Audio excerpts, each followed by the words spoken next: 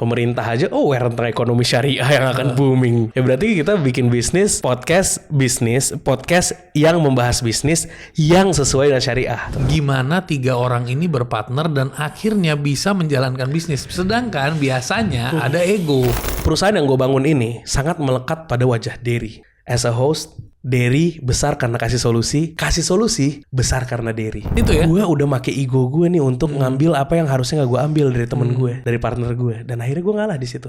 Bagaimana membuat bisnis, purpose bisnis ya, gimana? Bagaimana menemukan ini? Lu bisa pakai cara ini, ikigai. Lu bisa pakai cara ini, berjoli. Lu bisa pakai golden circle Simon Sinek. Tapi apakah itu akan masuk ke dalam kehidupan lo? Sometimes lu cuman kayak oke, that's it. Ini haram, kamu harus tinggalkan, kalau tidak kamu akan masuk neraka. Hidup tuh lu kalau gak ada ambisinya lu mati. Lu mendingan jangan hidup lah. Tinggalin jabatan lu. Jadi bukan berarti wanita tidak boleh berkarir. Harus tahu karirnya jangan dibawa masuk.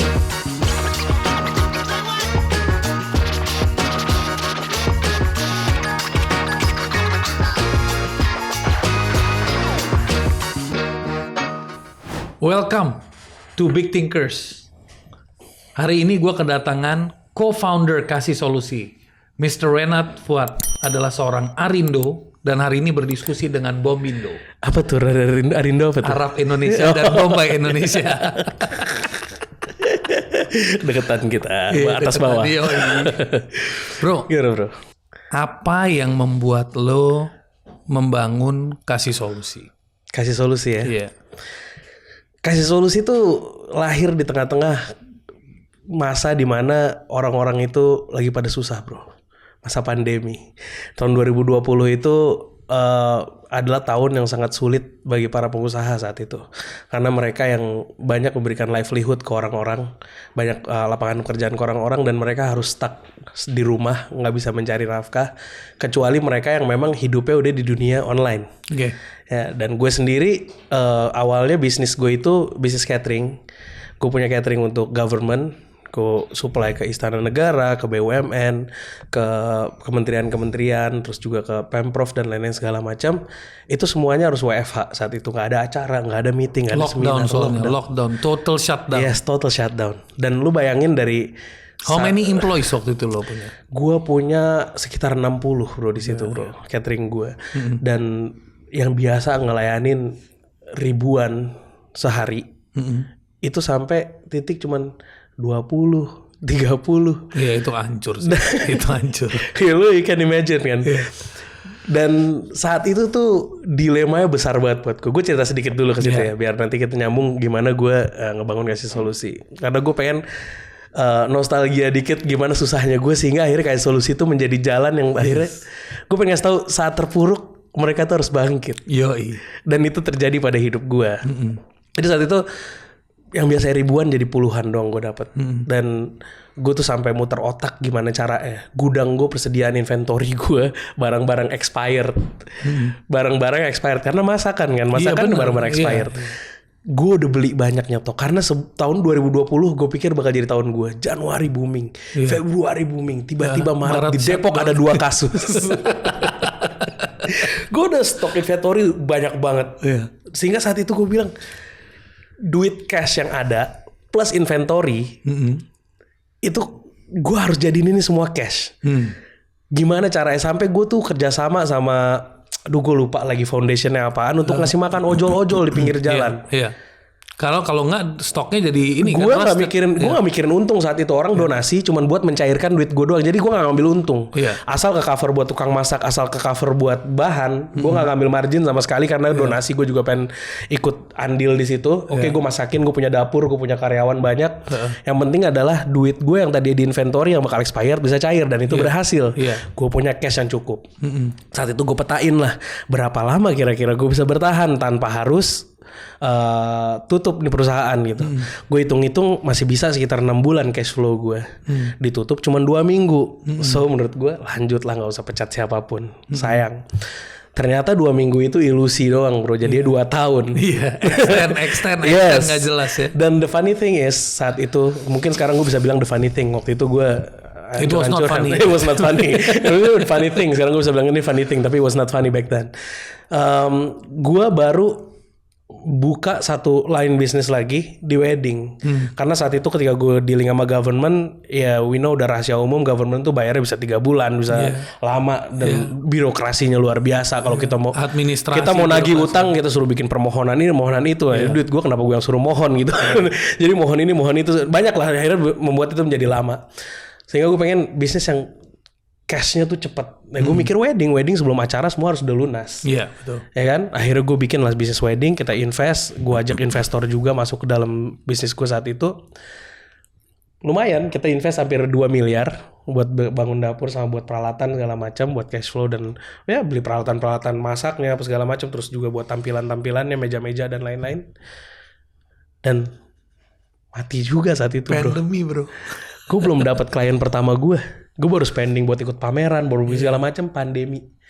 Klien pertama gue yang udah bayar gue enak, ide 300 juta di muka saat itu. Mau pesta 300 juta, ditransfer 300 juta. Gue bilang, ini bisnis yang gue mau, gue bilang. Dibayar di depan, asik gitu kan.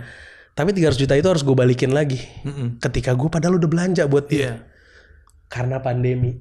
So yang ada bukan duit, yang ada gue rugi lagi di situ. Jadi cuman biaya setup yang keluar, malah investment, that's it. Dan working capital yang udah gue siapin buat wedding, itu juga habis dimakan waktu. Karena apa? Tutupnya 2 minggu. Iya, dikasih hope kan? Dikasih hope, 2 minggu kita akan kembali normal. Cuman 2 minggu. Setelah ini virus selesai, kita ternyata sampai 2 tahun lebih kan saat itu. Sampai akhir tahun 2022 kita baru. Bahkan even vaksin udah divaksin aja masih tutup, saat pembatasan masih ada saat itu. So saat itu ya gue dalam keadaan gue nggak pernah hopeless. Gue selalu kalau di chapter buku pertama gue itu kan ada terjebak di persimpangan tanpa tujuan. Itu dirasain semua entrepreneur. Dan saat itu gue ngerasain itu banget. Gue terjebak di sebuah persimpangan hidup. Gue nggak punya tujuan. What makes me alive saat itu adalah my belief. I'm a Muslim. Gue diamanahkan anak, gue diamanahkan istri, dan gue diamanahkan orang tua gue yang memang udah nggak kerja dan bergantung sama bisnis yang ada.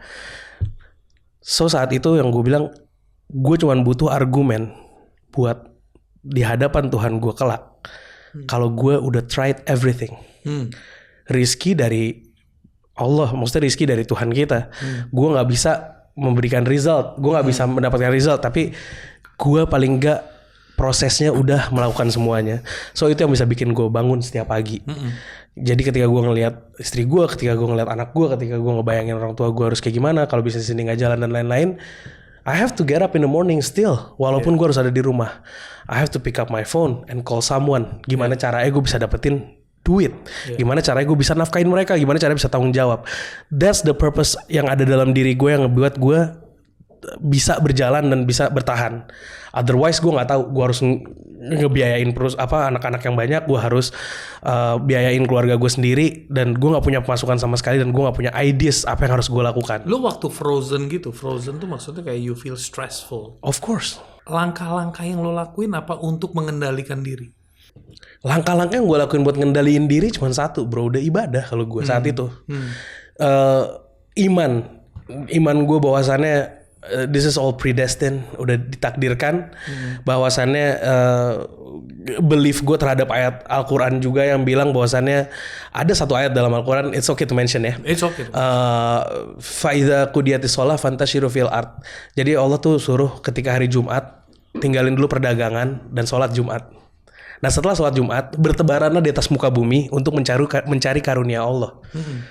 Ayat itu bikin gue hopeful apa? Kenapa?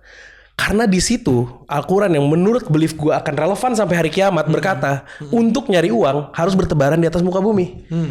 Dan kita gak boleh bertebaran di muka bumi saat itu. Dan gue bilang ini akan kembali kepada normal. Pasti. Karena saat itu kita ngerasa ini gak bakal balik lagi ke normal. Iya. Karena kayak we couldn't see the future. Waktu itu kita gak bisa lihat future-nya apa.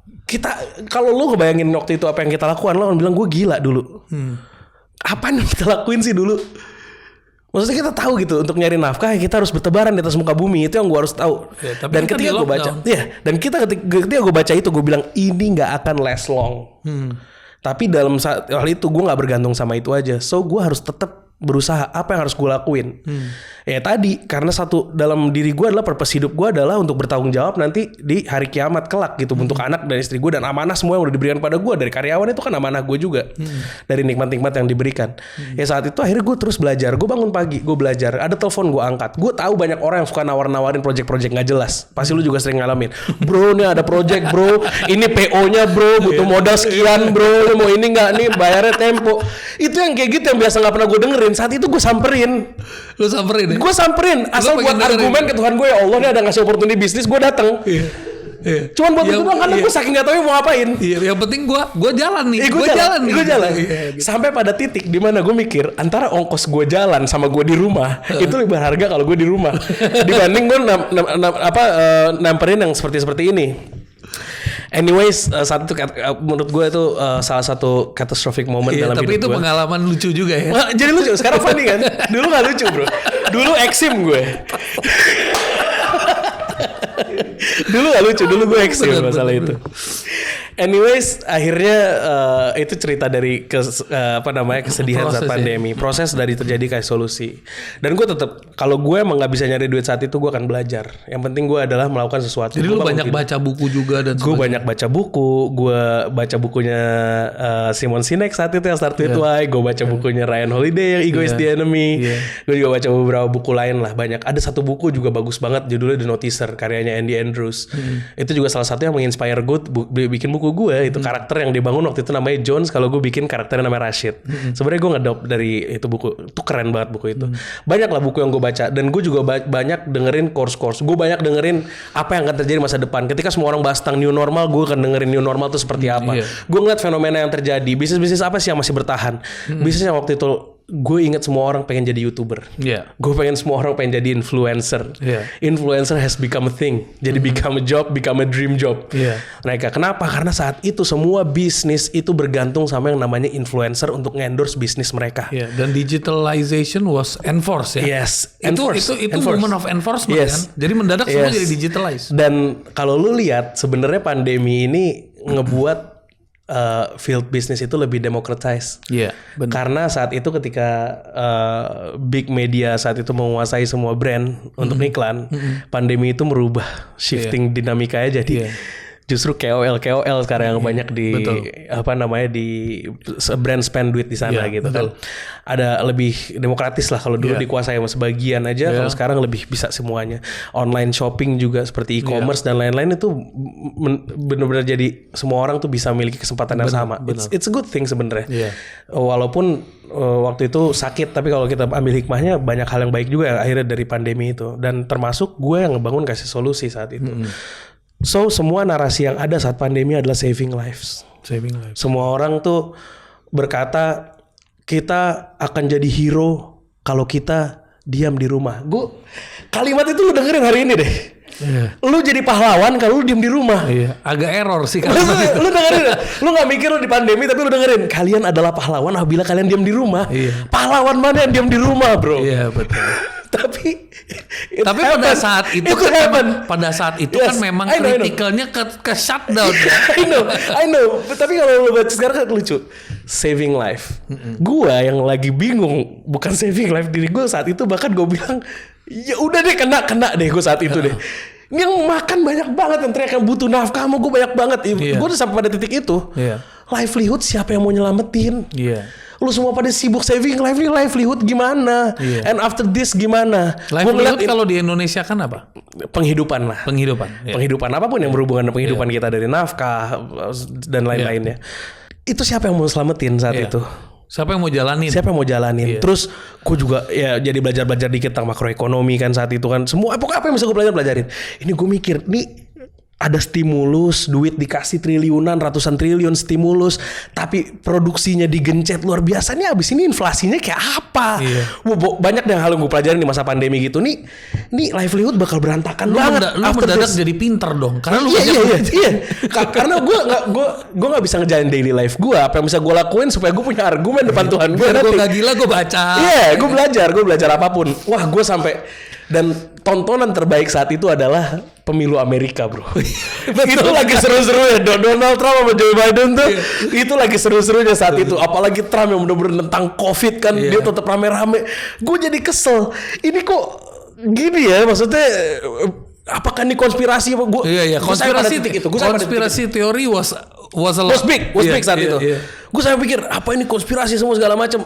Saya pada titik itu kenapa? Karena lu udah nggak ngerti. Lu nggak ngerti sama keadaan sehingga akhirnya satu hal yang lu anggap ini make sense, jadi lu percaya, lu believe in that.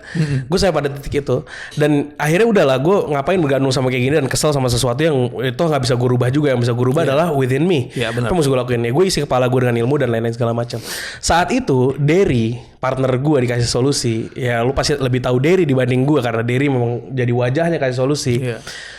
Derry saat itu lagi konten-konten. Derry saat itu benar-benar memang lagi ngebangun personal brandingnya dia, channelnya dia. Saat itu Derry mungkin baru-baru hijrah atau mungkin udah lama hijrah, tapi saat itu dia lagi bikin konten dakwah isinya. Jadi benar-benar merubah stigma negatif tentang Islam yang banyaknya Islamofobia di luar sana. Derry udah ngumpul dengan audiensnya dia, dan gue ngelihat it's kinda nice kalau apa yang gue pikirin dalam diri gue ini saat ini. Gue butuh seorang influencer, atau gue mau jadi seorang influencer, atau gue punya media yang bisa menghasilkan dari masa-masa digitalization yang akan ke depan ini akan terus-menerus seperti ini. Tunggu, pause dulu. Sebelum lo lari ke story itu, gue mau ngingetin lo story yang lo lagi rencana mau buka bisnis frozen food sama partner lo. Oh iya. Itu. Jadi gue punya temen yang memang bisnisnya berhenti juga di masa pandemi. Saat gue waktu itu lagi live sama Derry, gue live Instagram sama Derry, ngobrol-ngobrol tentang bisnis di tengah-tengah pandemi. Temen gue ini namanya Halid, dia punya perusahaan Dream Group namanya, ngebawahin banyak perusahaan, salah satu kasih solusi juga masuk ke holdingnya mereka. Dream Group ini main bisnisnya ada di haji umroh travel. Ya kita tahu semuanya travel haji umroh saat itu juga mati ya, dia nggak boleh ada penerbangan dan lain-lain segala macam kan keluar negeri. So kita punya senasib sepenanggungan, dan dia nelpon dan Yunat ngobrol-ngobrol sama gue. Akhirnya gue ke kantor yang ngobrol, kita mau bikin bisnis sesuatu. Saat itu karena dia lihat gue punya catering, yuk bikin frozen food. Gue ada modal begini, kita udah nyusun rancang segala macamnya lah tentang frozen food. Tapi pada akhirnya gue ngelihat dari apa yang gue pelajarin, ini nggak semenarik kalau gue ngebangun yang tadi konten-konten ini digital nih. Karena gue lagi ngelihat digital lagi gila banget. Dan gue lagi ngelihat Derry tuh bener-bener sepak terjangnya lagi luar biasa lah. Dan gue ngeliat ini potensinya luar biasa nih orang. Derry itu potensinya luar biasa. Dia juga jago tentang marketing, dia jago tentang branding, dia jago. Dia saat itu ngobrol-ngobrol, gue tahu dia bagus banget. Terus gue lagi mikir, gue sampai nyamperin dia ke apartemennya dia waktu itu masih di Grand Pramuka. Gue ke tempatnya ngobrol. Lu sadar gak sih sekarang campaign semuanya ngomongnya saving life? Gimana kalau kita ganti nanti ke depannya setelah pandemi ini saving livelihood? Gue bilang kita selamatin bro UMKM kayak gue. Dia bilang yang memang kita mati di saat pandemi, dan orang-orang lain di luar sana gimana caranya mereka mendigitalisasi. Lu kan ngerti banget gimana caranya berkonten, gimana caranya berdigital marketing.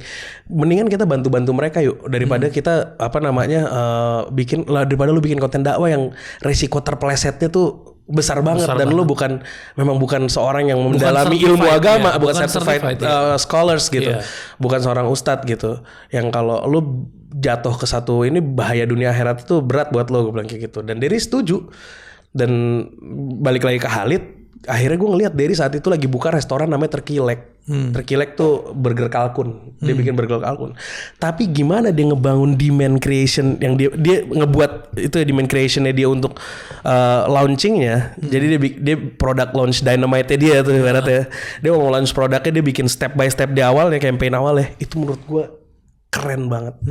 Dia bikin Instagram dengan tulisan bikin apa ya, tapi di ini mulu sama dia, di mention mulu terus, di mention mulu yang orang jadi pada follow sebelum orang-orang ada isinya tuh Instagram. Tapi di lock sama dia. Terus dia bikin banyak hal yang dia bikin Derry mencari mixologis dengan hadiah. Dia cari orang, bikin lomba di situ. Gue mau bikin satu restoran begini orang jadi mixologisnya minuman. Dari juara bikin live rame. Ini orang keren banget, gue bilang nih ideasnya. gue harus partneran nih sama nih orang. Nah udah gue bilang karena gue sama Halid udah mau bikin bisnis tadinya, shifting lah akhirnya bisnis gue. Gue ngobrol sama Halid, gue bilang nih ada orang bagus, sebenarnya kita bikin bisnis sama dia. Gue bilang gue kasih lihat kontennya Derry, gue kasih lihat, terus gue juga convince dia tentang gue denger belajar tentang new normal tuh ke depan bakal butuh begini terus loh, konten tuh dan endorsement tuh bakal jadi fundamental loh dari apa sebuah bisnis. Ya udah akhirnya Halid beli lah apa yang gue jual ke dia. Ibaratnya dia terkonvins sama idea lu juga. Yes, karena tadinya kan dia terkonsumsi, dia terkonvins sama ideas gue dan akhirnya ngajak meeting Derry. Begitu pula ke Derry datang dan gue ceritain bareng-bareng, lu mimpi lu di mana, kita tanya bareng-bareng situ. Mimpi lu apa sih, Der? Yuk gue tuh dulu kerja di media. Derry kan dia kerja di media kan udah lama banget ya, belasan tahun ya. Dia udah di media. Berapa tahun dong, Derry? Pak Derry? 18 tahun dia di media waktu itu. Maksudnya di medianya radio, broadcaster. So dia emang udah nguasain banget yang namanya broadcasting. Dan apa namanya saat itu dia bilang gue pengen punya media gue sendiri. Nah karena kita saat itu lagi tech FOMO ya udahlah banyak. Jadi bisnis modelnya bahkan kita belum tahu. Cuman gue tahu bahwasannya gue pengen partneran sama Derry. Gue mau ngajak sama bisnis gue yang memang gue rancang sama Halid. Dan akhirnya kita jadilah bertiga. Derry, gue sama Halid. Jadilah Kasih Solusi. Awesome. Nah, Kasih Solusi yang tadi pertanyaan awal lo memang agak panjang gue bawa ke sana kemari karena gue mau ceritain pain di balik Kasih Solusi. Kasih Solusi memang DNA dari awal berdirinya dan gue ceritain juga tadi di pandemi gue baca buku yang namanya Start With Why. Jadi ketika gue mau bangun perusahaan, why gue otak lo udah kan lo udah baca buku nih bro. Udah langsung gue kali ini nggak mau make a mistake. Yes. Harus Spirit. Memang yang paling jadi kita udah punya why-nya adalah jelas-jelas adalah saving livelihood. Karena memang itu yang gue rasakan, keterpurukan di masa pandemi itu adalah livelihood gue berantakan. So memang dari awal gue bangun Kasih Solusi, I wanna save livelihood. Gimana caranya mengajarkan orang how to make a living. Karena gue sendiri perlu belajar how to make a living saat itu. Dan terjadilah apa yang terjadi dan Kasih Solusi bisa berkembang sampai saat ini. Bro, jadi kalau kita ngomongin Kasih Solusi yang gue sempat perhatikan itu kan nggak tahu itu impression seolah-olah channelnya dedicated only for Muslim audience, providing Muslim guidance. Nah itu gimana tuh waktu awal? Kepikirannya seperti itu? Jadi sebenarnya Kasih Solusi seperti yang gue tadi jelasin. Positioningnya ya? Iya, positioning yang gue jelasin dari awal. Intinya adalah why-nya, purpose awalnya adalah to save livelihood. Okay. Livelihood itu ada berbagai macam cara untuk kita mencapainya kan. Dan karena gua, Halid dan Derry itu memang we are Muslim and we believe in Islamic principles. Yeah. Jadi menurut kita yang paling berkah adalah berbisnis sesuai dengan syariat Islam. Yeah. So kalau kita bilang gua mau bikin podcast seperti apa? Pasti kayak gitu pertama. Podcast seperti apa? Karena kalau podcast how kita bisa ngalahin Deddy Corbuzier? Gimana caranya kita bisa ngalahin Denny Sumargo? Saat itu impossible. Kalau kita bilang kita siapa dan baru mulai dan mereka udah mulai lebih dulu dan kena dampak kelipatan yang luar biasa di awal pandemi dan mereka udah punya nama besar yang luar biasa. And who we are, kita siapa? Kalau nggak punya positioning, ya kita bakal tenggelam sama mereka. Just another orang yang ikut-ikutan, kayak orang bikin es kepal Milo, trennya hilang, kita akan hilang. So gue Derry yang memang ya dia juga mentor branding juga dan dia belajar branding sama Pak Subiakto udah lama juga. Jadi saat itu cerita kalau misalnya kita mau bikin podcast tentang apa dulu nih? Kalau kita mau saving livelihood berarti podcast yang membahas tentang bisnis. Bisnis yang apa? Kalau Derry bilang kalau bikin positioning tuh yangnya harus ada paling nggak 2 minimalnya. Gue mau bikin podcast apa? Podcast yang membahas tentang bisnis. Mas tentang bisnis masih banyak kategorinya. Ada Indra Nugroho, ada Prof. Renald Kasali bahas tentang makroekonomi dan bisnis mungkin juga di situ. Pak Helmi Yahya juga kan membuat hal yang sama gitu. Banyak bahas tentang bisnis juga di sana. Terus ada Coach Tom MC Ifle. Juga membuat sama juga bisnis juga. Nah kita bilang, apa yang kita beli saat itu tuh lagi zamannya masa-masa kita buat tuh baru aja merger 3 bank syariah terbesar di Indonesia jadi satu, jadi BSI. Bank Syariah Indonesia. Gue bilang, noh pemerintah aja aware tentang ekonomi syariah yang akan booming. Ya berarti kita bikin podcast yang membahas bisnis yang sesuai dengan syariah. Udah 2 kali yang udah tajam fokusnya berarti kan. Nah, sesuai dengan syariah ini adalah what we believe. Sampai saat ini kita ngejalanin bisnis ini masih sesuai dengan syariah. Kalau dibilang Islam nggak menampakkan aurat-aurat perempuan, kita nggak pernah menampakkan aurat perempuan. Ada sebagian yang berpendapat di Islam musik itu haram, ada yang bilang itu perbedaan pendapat di antara scholars di Muslim. Ya kita meyakini yang nggak ada musik, sampai sekarang kita nggak ada musik. Terus juga ya kita menjalankan ini tanpa riba, dan saat itu kita juga banyak ngundang orang yang tobat dari riba, yang bagaimana kita untuk inspiring mereka juga. So memang sampai sekarang DNA kita nggak berubah untuk menjalankan itu. Tapi ada satu penasarannya gue. Apa? Lu ngomongin bisnis kesannya kan gampang. Nah, di sini penasaran gue. Apa tuh? Gimana 3 orang ini berpartner dan akhirnya bisa menjalankan bisnis? Sedangkan biasanya ada ego. Yes. Nah, itu gimana tuh? Ya, di buku gue juga ada di chapter 4. Menemukan harmoni di tengah konflik dilema. Menurut gue, apalagi ya ketika gue jalanin bisnis ini, 3 orang ini adalah 3 orang yang pemimpin di perusahaan-perusahaannya masing-masing saat itu. Khalid dengan Dream Group-nya udah berjalan, dia leadernya di sana. Gue dengan bisnis-bisnis gue leadernya di sana. Derry juga leader dari dirinya sendiri, dari konten apa yang dia ini, punya karyawan untuk beberapa. 3 orang leader digabungin jadi satu dan punya sifat alpha semua. Nah itu ego gede semua. Itu challenge yang berat di awal. Ntar terkadang gue ribut sama Derry, ribut sama Khalid. Kadang-kadang gue ribut sama Khalid, kadang-kadang Khalid sama gue sama Derry. Itu terjadi terus. Yang akhirnya kita membuat sebuah peta. Di mana ranah Derry, di mana ranah gue, dan Khalid ada ranahnya di mana. Kalau dilihat dari awal pembentukannya, Derry itu kan akan bermain di program, dia akan bermain di branding, main di marketingnya. Gue dari awal memang bikin di manajemennya, business developmentnya, how to monetize the business, sama bagian finance-nya. Khalid memang tugasnya adalah memberikan resource saat itu, karena fokusnya dia adalah di perusahaan dia, di Dream Group-nya dia. As a holding, gue memberikan lo resource, gue memberikan lo tempat buat ngantor, gue memberikan lo modal buat bangun ini, bangun itu, dan lain-lain segala macam. So ya udah, kita akan bikin sesuai dengan apa yang jadi responsibilities masing-masing. Nah, ketika berjalan, gerah nggak sih seorang yang biasa ngemegang semua di perusahaanku sebelumnya? Gue megang semua divisi, Derry megang semua divisi dulu ya. Tiba-tiba harus dibikin kotak. Ketika gue ngeliat ada masalah, yang masalah itu di ranah Derry, atau Derry melihat masalah yang ada di ranah gue, di responsibility gue, gatel gak lu untuk ngomong? Pasti gatel. Dan itu terjadi pada gue dan Derry. Derry ada kritik tentang gue dan lain-lain segala macam, gue akan tampung. Tapi kita decide kalau ini decision gue. Walaupun lo boleh ngasih masukan, lo boleh challenge gue dan gue akan challenge lo balik. Lo challenge lagi, gue akan challenge lo balik. Gue akan convince lo sampai lo bisa convince gue dan gue berubah. Begitupun gue ke Derry. Dengan ego gue pengen benahin Derry, gue harus sadar bahwasannya ketika itu the decision dia, yang harus gue lakukan adalah dukung. Ketika itu decision gue, yang Derry harus lakukan adalah dukung. Dan disitulah kita akhirnya bisa bermain. Tapi tetap di awalnya ada challengingnya. Dan challenging ya. Dan karena kita bertiga, ketika 2 orang lagi berseteru, harus ada satu yang ngademin. Iya benar. Nggak boleh memihak.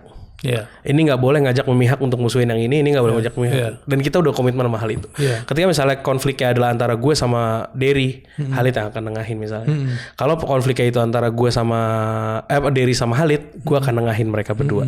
Gue akan seobjektif mungkin untuk menahin mereka berdua. Dan gue akan ngasih tahu siapa yang harus ngalah di antara mereka. Bagaimanapun kalau terjadinya sama diri gue. Kalau emang gue harus ngalah. Makanya gue juga salah satu buku yang gue baca kan Ego is the Enemy. Dan menurut gue ego is the enemy of relationship. Kalau orang bilang sukses, musuhnya tuh comfort. Lo mau being comfortable, lo nggak bisa sukses. Sukses is uncomfortable. Sukses is pain. Sukses is struggle. Nah, relationship musuhnya ego. Makanya gue baca bukunya Ryan Holiday yang judulnya Ego is the Enemy. Nah, saat itu ya cara menemukan di antara kalau konflik antara dilema dan menemukan harmoninya adalah dengan cara seperti itu. Tahu batasan lo di mana, boundariesnya yang mana. Terus habis itu ketika lo emang harus mengalah, ya lo harus mengalah. Ketika lu harus kenceng ya lu harus kenceng. Ketika itu memang lu yang harus bikin decision di bidang yang memang ditugaskan lu bertanggung jawab di situ, lu pertahanin apa yang lu lakuin dengan argumentasi yang tepat. Dan kalau memang argumentasi partner lu ini lebih baik dari argumentasi lu harus mengakui ya udah lu lebih baik, gue ikutin lu tanpa harus ego lagi. Nah itu caranya gimana bro? Emang ngomongnya gampang, caranya bro. Purpose. Kita bikin perusahaan ini bukan buat ambisi pribadi kita. Oke. Lu punya ambisi, gue punya ambisi. Purpose kita berdua apa? Saving livelihood. Kita apaan mau ngapain? Mau ngajarin orang-orang di luar sana, educate mereka how to make a living. Ya let's keep doing Berarti that. fokusnya bukan ke perasaannya, tapi lebih ke misi. Yes, misi, mission. Dan gue punya company guideline. Company guideline itu yang kita ikutin. Ya udah sekarang suami istri deh. Gue ngomongin suami istri sekarang. Gue punya istri. Istri gue punya dream, istri gue digedein di background seperti ini, istri gue dibangun, dia punya traumatik apa di masa kecilnya mungkin ini dan lain-lain. Gue dibesarkan dengan cara apa, gue dibesarkan di keluarga yang seperti apa. Pasti outcome-nya beda. Orang adik kakak aja yang satu perut, satu keluarga, satu didikan aja beda karakternya, apalagi suami dan istri. Nah kalau gue di prinsip gue misalnya di rumah tangga, guidance-nya adalah apaan? Di Islam udah ngatur tentang rumah tangga. Istri tugasnya apa, suami tugasnya apa. Kewajiban suami apa, haknya suami apa. Kewajiban istrinya apa, hak istrinya apa.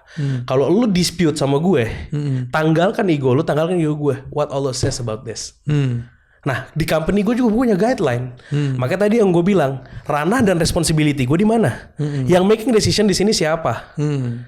Ranah yang responsibility Derry di mana? Yang bikin decision di sini siapa? Derry. Gua akan nyerang Derry. Begini. Misalnya, viewers turun. Ada masukan kayak gini.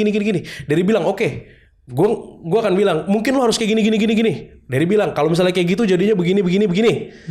Ya udah terus kayak gimana solusinya? Ya gue akan ngelakuin kayak gini. Ntar balik lagi kayak gitu. Gue yang tanggung jawab. Dia bikin decision itu dan tugas gue adalah mendukung Derry. Karena itu ranah dia. Hak gue adalah memberikan dia. Kewajiban dia adalah mendengarkan gue. Dia telah mendengarkan gue dan gue telah menggunakan hak gue. Tapi ketika dia ngetok palu, decision dia. Gue juga. Derry bilang, gue butuh penambahan karyawan begini. Manajemen ada di gue. Finance ada di gue. Gue bisa bilang sama Derry, nggak bisa Der. Lo harus bikin minimalisir cost lagi untuk keluar karena kita butuh begini. Nah tapi butuh ini kan bisa generate revenue sekarang ini. Gue bisa balikin lagi. Kemarin aja yang udah lu minta aja belum generate revenue. Maka Derry harus ngalah sama gue dan mengatakan ya udah Renat knows best di tempatnya dia. Kecuali Derry bilang kayak gitu dan gue terconvince. Iya bener ya. Oh iya bener juga ya. Bisa nambah revenue kalau misalnya kita hire dia ya. Berarti gak masalah ya kalau kita hire dia bisa kebayar dengan cara kita begini. Oke Der, masukan lu gue terima. Same thing, Derry telah menggunakan haknya, gue telah menggunakan kewajiban gue untuk mendengar dia telah menggunakan haknya dia untuk memberitahukan gue. Sama begitu pula apa yang terjadi pada diri gue. Dan itu harus terjadi simbiosis mutualisme. Apalagi ini unik. Perusahaan yang gue bangun ini sangat melekat pada wajah Derry. As a host, Derry besar karena kasih solusi besar karena Derry. Di satu sisi gue dengan tugas gue di business management, di business development, tugas gue adalah generate revenue. Kalau ke bahasa gimana caranya kita milking perusahaan ini agar menghasilkan susu atau revenue, ya kan? Salah satu revenue yang bisa didapat adalah Derry sebagai personalnya. Menurut gue itu revenue juga buat gue. Harusnya menurut gue, karena kalau pakai ego, gue akan bilang, Der, lu kan kayak solusi punya kontribusi yang besar sama kesuksesan lu sekarang. Terus kalau misalnya lu dapat endorsement pribadi gini segala macam, harusnya kayak solusi dapat dong. Ya udah. Misalnya Derry balikin lagi. Oh ya udah, kalau misalnya kayak gitu, apa yang lu dapetin kayak solusi, gue as a host pribadi yang endorse segala macam, yang ngasih adlibs dan lain-lain juga harus dapat pribadi juga dong. Akhirnya gue diem di situ. Oh iya juga ya. Gue udah nyolek ranah yang sebenarnya bukan ranah gue. Itu adalah pendapatan pribadinya dia. Dan banyak orang nggak bisa ngebedain itu ya. Gue udah make ego gue nih untuk ngambil apa yang harusnya nggak gue ambil dari temen gue, dari partner gue. Dan akhirnya gue ngalah di situ. Bener. Argumen Derry nyadarin gue. Gue kayak solusi ketika gue endorse, ketika gue apa segala macam, ketika lu suruh gue jadi talent dan gue nggak minta tambahan. Lo kalau misalnya pakai host lain talent pasti ada cost lagi dong. Bener. Gue nggak pernah minta apa-apa kata Derry dari situ. Tapi ketika gue juga butuh, maksudnya gue punya satu standar yang mau gue lakukan di dalam hidup gue, yang pengen gue dapatkan dalam hidup gue, yang gue bisa dapetin dari pribadi gue, lu jangan ganggu-ganggu juga. Toh gue gak pernah, maksudnya gitu. Nah itu tuh salah satu dilema-dilema yang kejadian juga. Tapi lu bisa nyadar karena lu banyak baca buku bro. Kalau lu pada gak baca buku jadi susah sadar. Ya itulah maksudnya itu life experience juga. Gue ngelihat sadar yang namanya ketika kita mempertahankan ego kita ya kita akan retak relationship itu udah pasti. Ego tuh musuhnya relationship bro. Jadi kalau misalnya lu mau ngomong nemuin harmoni between partners ya yang harus lu kendalin adalah ego lu, keakuan lu. Dan cara mengendalikan pertama adalah tarik napas, meditasi. Gimana? Kuncinya gimana mengerem ini atau mengerem emosi? Apa yang lu lakuin? Banyak hal. Pasti kan lu ke-trigger bro, nggak mungkin pasti. lu nggak ke-trigger. Ego pasti ke-trigger. Ketika lu lagi ada sesuatu pasti ke-trigger ego lu. Tapi menurut gue sih yang paling penting adalah lu berpikir jangka panjang. Kalau seandainya gue nurutin kemarahan gue, efeknya adalah apa? Itu sih sebenarnya. Kalau misalnya gue balikin lagi ke terminologi Islam, ketika lo mau melakukan sesuatu, kalau kata yang gue pelajarin, lihat depan lo ada surga sama neraka. Anggap depan lo ada surga neraka. Setiap pilihan itu lihat depan lo ada surga neraka. Lo pilih ini lo masuk kemana, lo pilih ini lo masuk kemana. Nah itu. Kalau misalnya gue lagi mau ego gue lagi ke trigger, yang gue lihat adalah seberharga apa lu buat gue. Pasti kayak gitu. Gue pengen partnership ini terjadi terus. Gue pengen prosper di perusahaan ini. Niat utama gue di sini untuk yang tadi gue bilang why dan purpose itu belum terjalani dengan baik. Maksudnya belum terjalani dengan maksimal. Mission gue masih belum complete.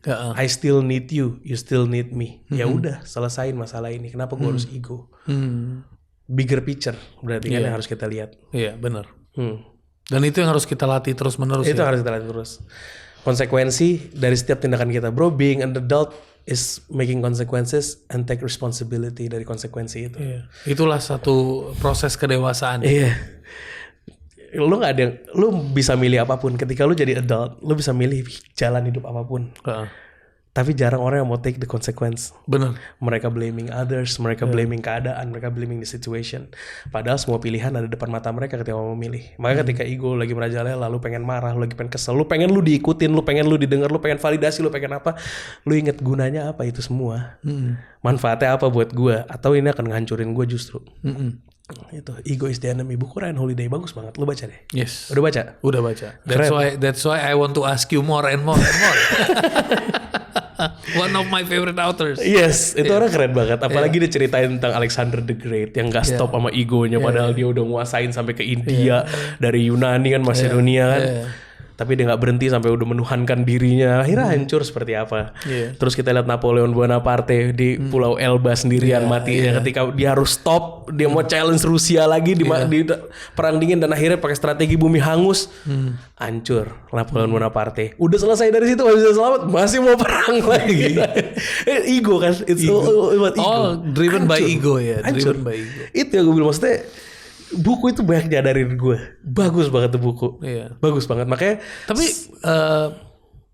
apa menurut lu yang kita ngomongin buku sejenak nih bro.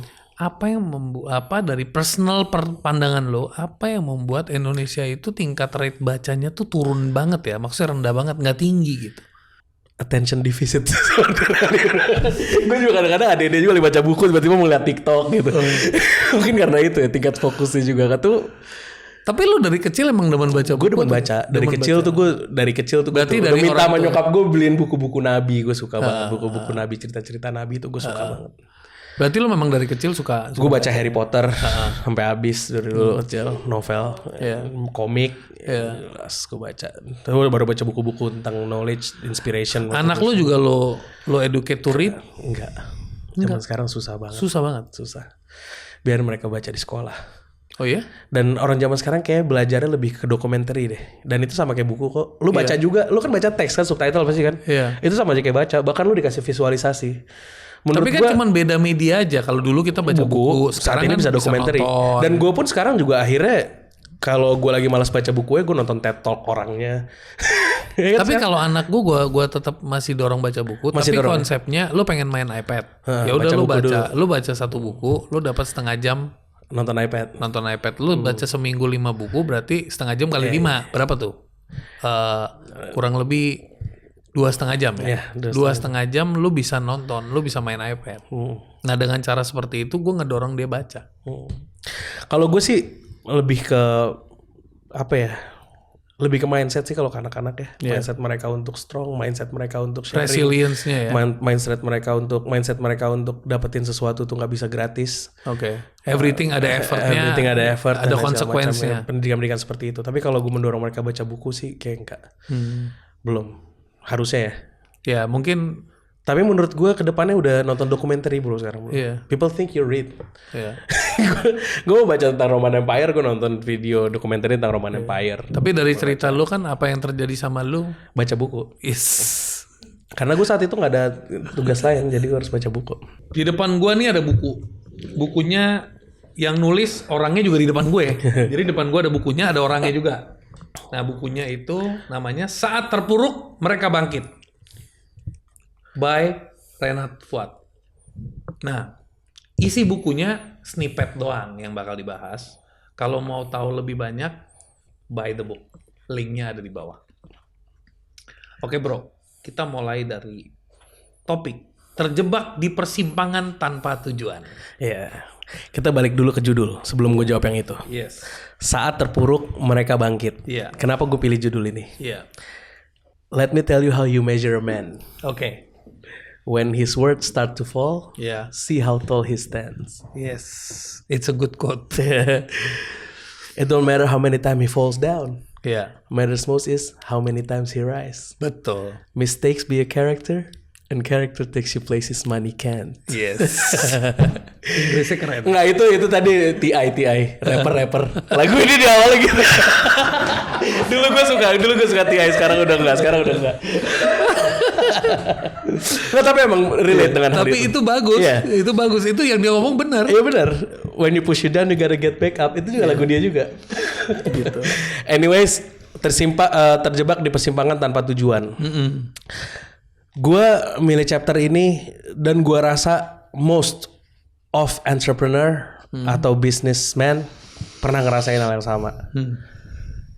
Gue ngegambarin di sini satu hal yang banyak terjadi di fenomena zaman sekarang, generasi sandwich generation, dimana dia harus ngebiayain orang tuanya udah pensiun, atau dia juga harus ngebiayain keluarganya dia yang memang istri dan anak-anaknya, bahkan dia juga harus ngebiayain mungkin adik-adiknya. Dan problematika yang ada sekarang dengan daya beli menurun dan lain-lain segala macam, bisnis tuh nggak semudah sebelumnya.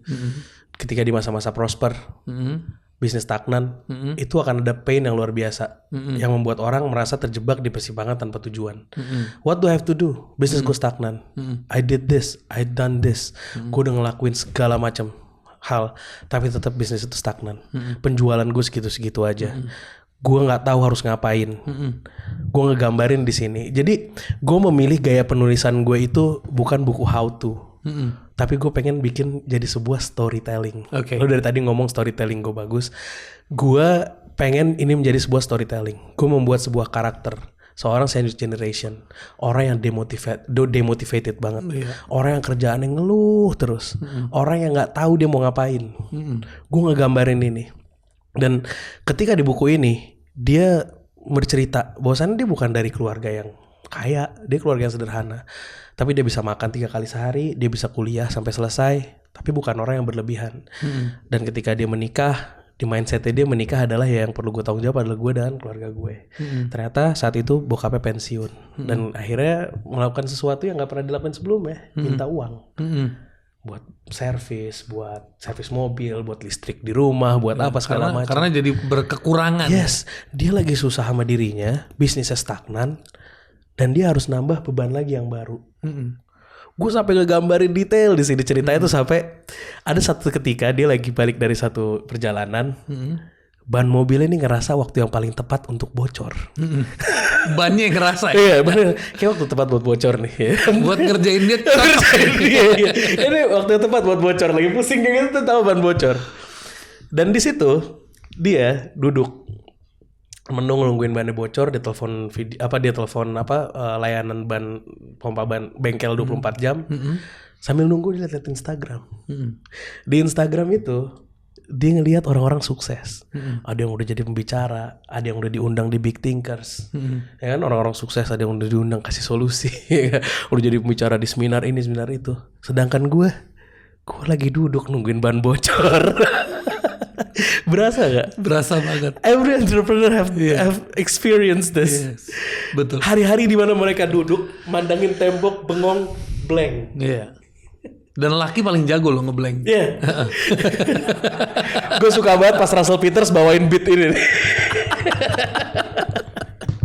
Ada stand up comedian favorit gue. Dari India bro. Iya. Dari I Bombay. know Russell Peters, ya. Russell Peters.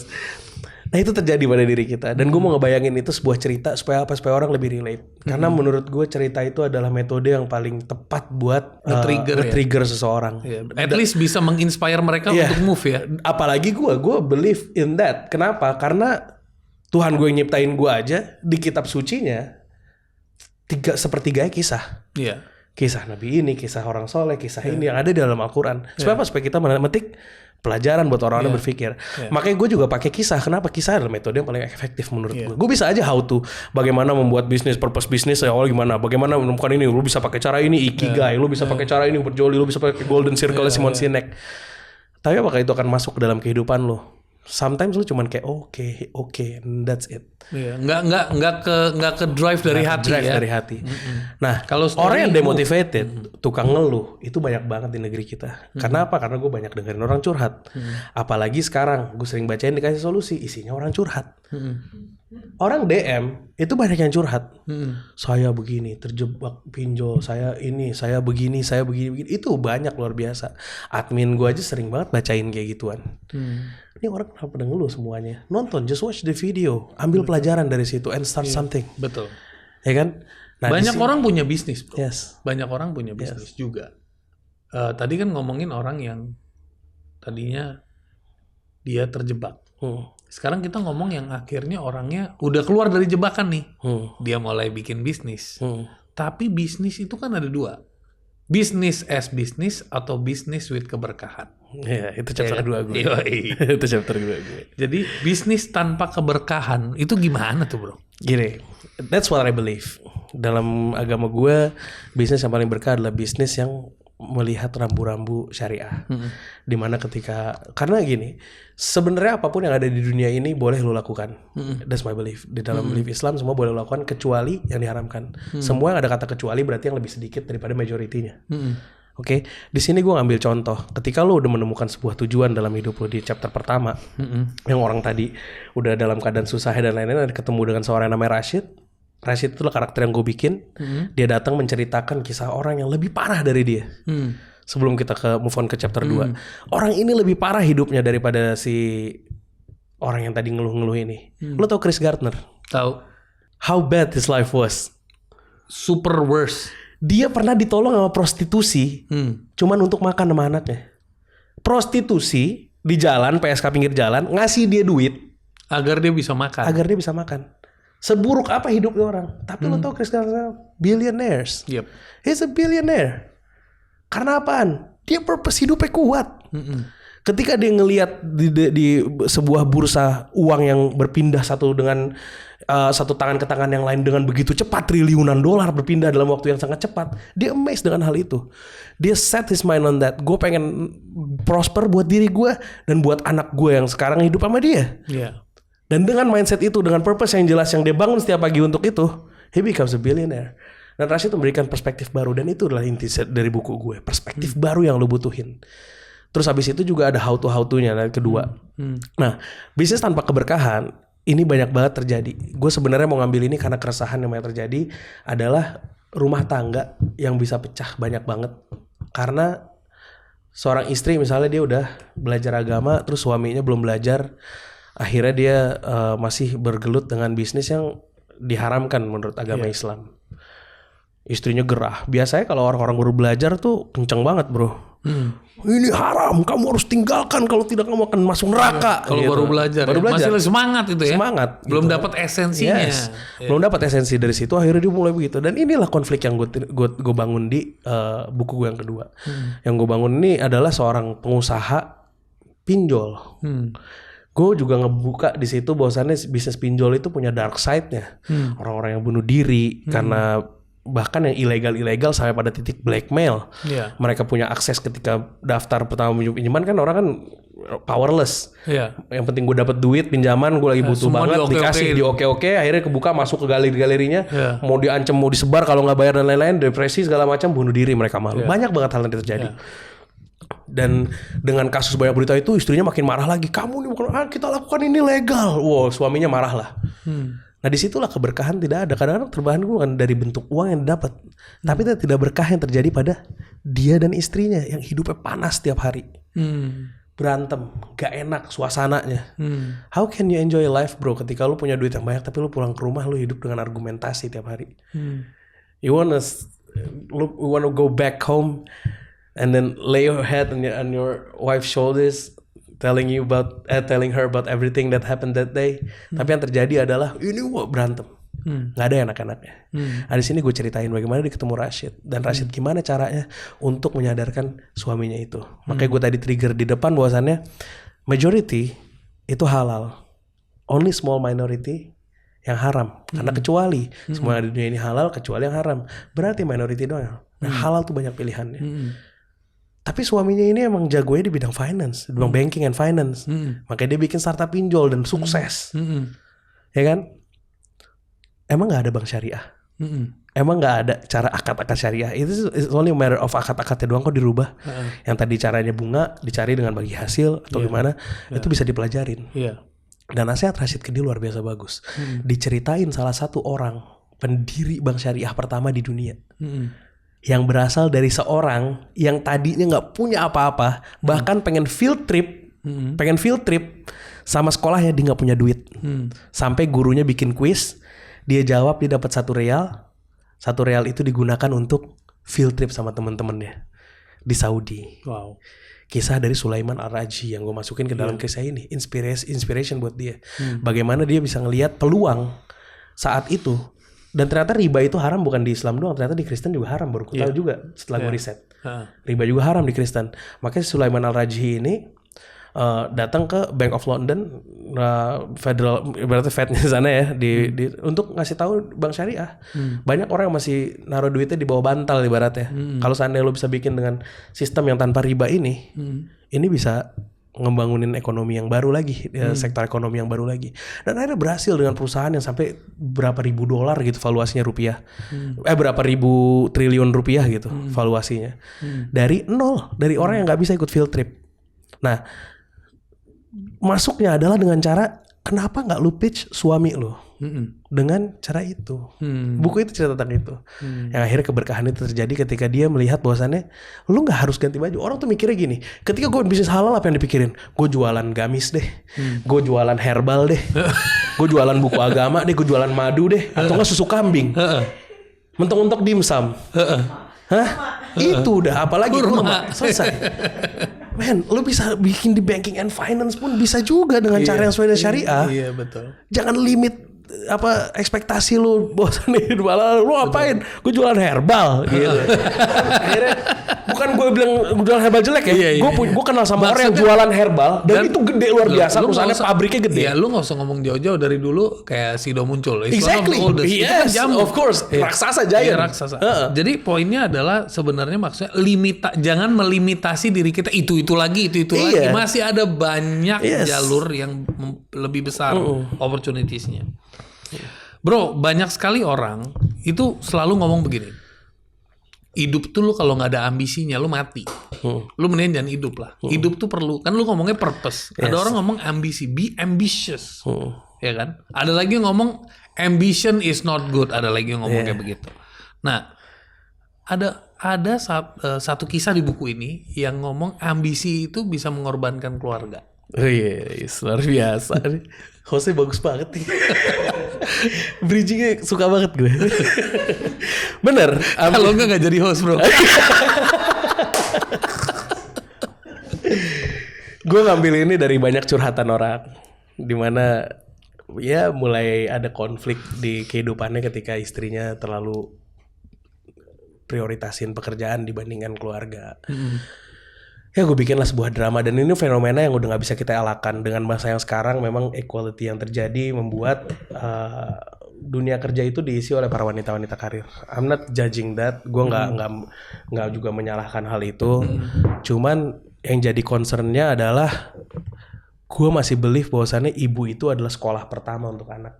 Ibu, bapak juga. Tapi ibu sekolah pertama untuk anak is the first. Because bapak kan kerjanya mencari nafkah. Harusnya, ya kan. Yang kita tahu dari budaya timur kita adalah seperti itu, yang kita besar dengan hal itu. Kalau kita masih berpikiran konservatif, ya kan. Anyways, itu yang kita tahu. Tapi sekarang banyak akhirnya generasi-generasi yang lontang-lantung, nggak jelas hidupnya di bawah kita nanti kalau seandainya ibu-ibunya itu mengejar karir, ambisinya dengan mengorbankan keluarganya. Gue menulis chapter ini sebenarnya gue terinspirasi sama 2 orang wanita hebat. Yang pertama itu CEO-nya PepsiCo. Dia orang India yang berimigrasi ke Amerika. Berarti dia imigran. Lu bayangin imigran datang ke Amerika dengan disadvantage yang dia punya. Dia lahir di daerah yang saat itu very konservatif, di mana perempuan itu umur 18 tahun dinikahin, lalu udah. Tapi dia itu punya bapak dan kakek yang progresif, yang udah you can reach your dream dan lain-lain segala macam. I'm not cukup open lah ya. Gue lagi nggak ngomong yang benar mana yang salah. Jadi gue jangan ngambil dari situ ya. Tapi yang bisa dilihat adalah kalau lo kebablasan mengartikan momen empowerment ini kebablasan, itu dampaknya juga bahaya banget. Karena sekolah pertama buat anak itu akan generasi yang selanjutnya akan rusak. Kita butuh pemimpin-pemimpin bangsa selanjutnya dan ibu itu yang pertama kali jadi sekolah mereka. So gue ngeliat Indra Nooyi salah satu contoh yang menurut gue luar biasa. Dia sampai pada tampuk pemimpinan PepsiCo. Lu tau PepsiCo kan bro? PepsiCo ini bukan jualan Pepsi doang. Betul. Dia punya Quaker Oat, dia punya Miranda, dia punya Mountain Dew, dia punya Lay's, dia punya apa namanya banyak banget lah. Banyak, range-nya banyak. Nggak main Tropicana, jus dan lain-lain segala macam. Dia adalah food and beverage chain yang salah satu the biggest in the world. $100 billion valuation. PepsiCo, dan dipimpin oleh seorang wanita imigran yang dia tidak meninggalkan keluarga ketika dia memimpin PepsiCo. Dan dia memang padahal udah punya very high position, very high. Lu bayangin Pepsi ratusan ribu karyawan ya bro seluruh dunia worldwide, ya kan? Tapi dia nggak ninggalin keluarga. Dia cerita ketika gue denger cerita di interviewnya dia, dan gue sampai merinding saat itu ngelihat dia cerita itu. Dia mengakui you can win in both.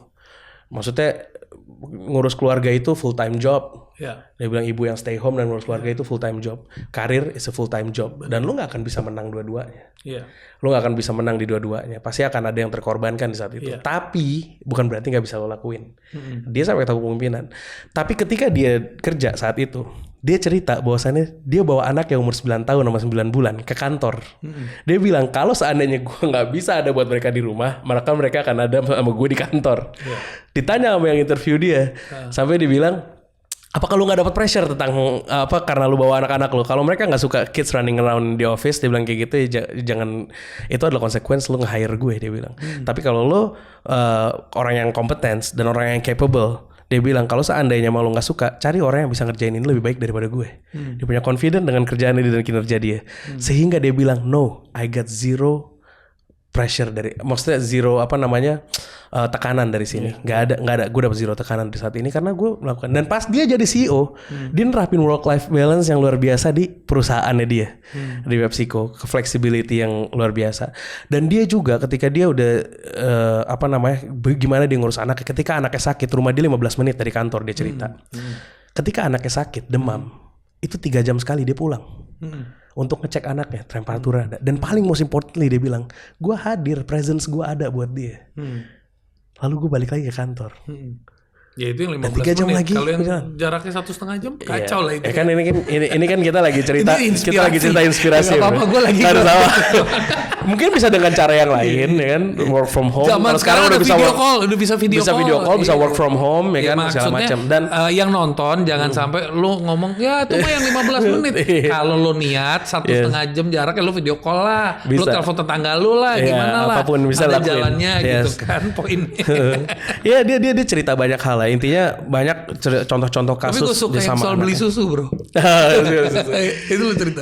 Mungkin gak gue masukin di buku gue, tapi ini ada cerita dia. Dan dia tadi kan gue cerita dia ibunya masih berpikiran konservatif. Beda sama bapak dan kakeknya.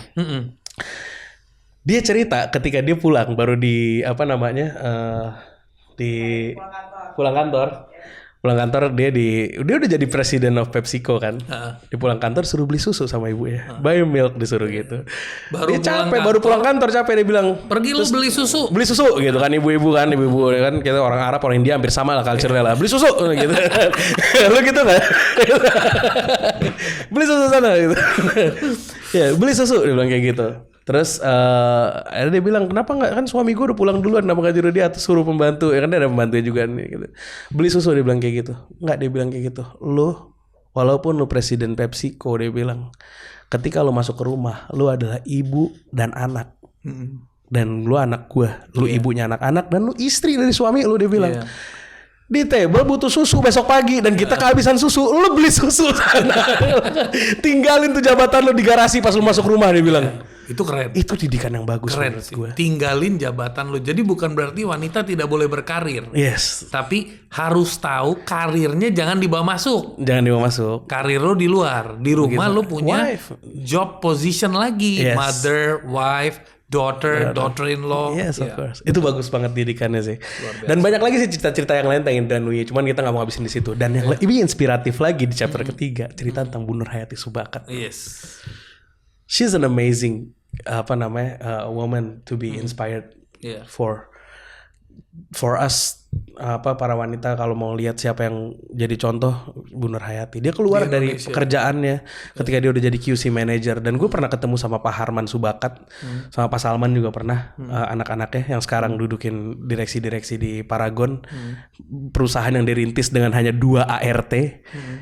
Ketika dia mengutamakan keluarga saat itu, dia keluar dari jabatannya udah jadi QC manager di perusahaan multinasional Jerman, Wella, kosmetik rambut, salon, salon itu shampoo yang sering dipakai salon-salon. Nah, gue salah ngomong gitu.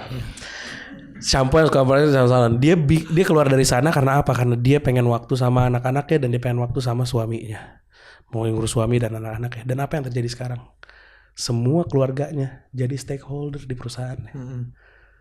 Jadi direksi ini di bagian ini dan mereka prosper dari perusahaan yang dibangun itu sampai sekarang punya 12.000 karyawan atau mungkin sekarang udah update 17.000 kali sekarang dan kemarin baru ngeberangkatin 1.200 karyawannya. I think that's the first company from Indonesia to do that. Yes.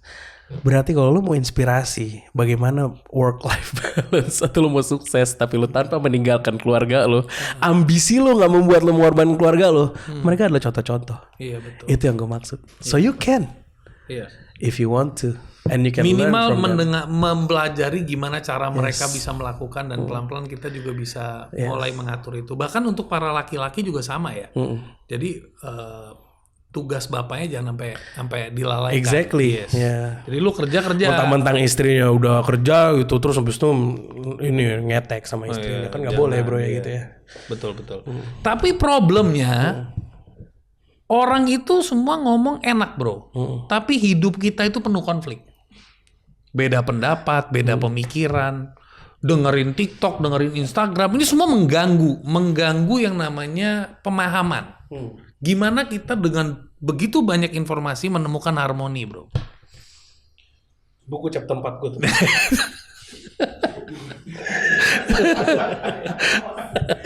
Chapter 4 gue menemukan harmoni tengah konflik dilema. Sebenarnya tadi udah gue jawab sedikit di depan. Tapi ada satu metode yang menarik. Lu pernah denger tentang game theory gak? Belum pernah dengar, bro. Game theory yang tentang prisoner's dilemma. Belum pernah. I'm listening first time from you, first hand. First time. Ya, beneran. Honestly. Oh, gue nggak ngomong. Bukan as a host pengen mewakili audiens, tapi honestly. Kagak, gue belum tahu makanya belum tahu sama sekali. First hand. Soalnya beda kalau lu tahu, tapi pura-pura nggak tahu sama kan, lu. Tahuan kan ya udah.